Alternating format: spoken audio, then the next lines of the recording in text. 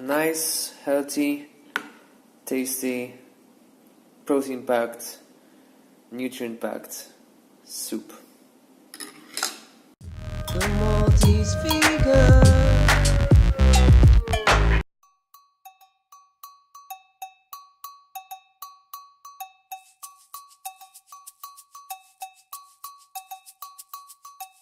Making an improvised soup, a late night, feel like something warm and very soupy rather than creamy or thick. So I've put 4 cups of water, some florets of broccoli, a bit of kale, and waiting for that to boil. In the meantime, I've prepared, excuse the crumbs over here, was preparing another recipe before this. I've got some mustard. I'm not going to put a lot of this, it's mostly for the health rather than the taste.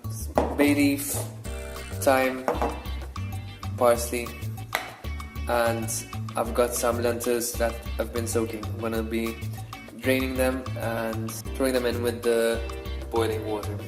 I'm also going to put half a stock cube. It's very little in fact. In terms of salt, it's a low salt one, and on top of that you're supposed to put 1 whole cube every 500 milliliters or 2 cups, and I've got 4 cups here, so it's not that high. I also forgot to mention I'm adding onion powder and garlic powder. Remember, you could put everything fresh, cut up the garlic and everything, but this is a late night quick snack, so it's near boiling. It's, as I said, it's a quick midnight snack, so I'm not going to stay bothering with, timing and stuff like that. Just start throwing stuff there. If anything, it'll let the flavors of the herbs, infuse quicker and more deeply in the vegetables. So I've got the thyme. Look, I've got them all laid out nicely here. Parsley, the onion powder, and the garlic powder. Roughly it's a teaspoon of each. Start stirring that in. Nice and green. And here's a dollop. No, it's not a dollop actually, it's just a bit, but I don't know, maybe half a teaspoon or a bit more of mustard. It will really not give any flavor, as I said. As you can see, it's boiling. Just make sure that the mustard has,